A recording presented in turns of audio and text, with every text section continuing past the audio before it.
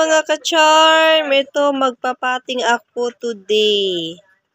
So ang aking ipapating ay kamatis at dalandan.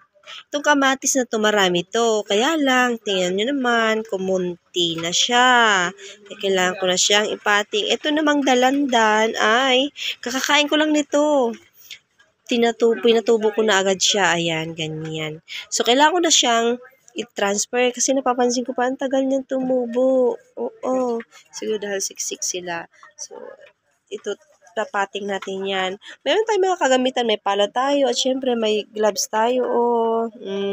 At ang itong plastic na pag tatransfera natin ng ating mga ayan, dalandan at kamatis. At eto naman,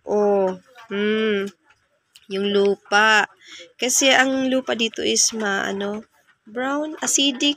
So, kung napapansin nyo, maitim-itim siya, ganyan. Mga gulay at prutas siya na pinabulok ko. Yan. Kaya, may makikita kayong itim-itim dyan. Acidic kasi ang lupa dito. So, gawaan na natin ng paraan. Thank you for watching. Follow for more. Bye-bye. God bless you all.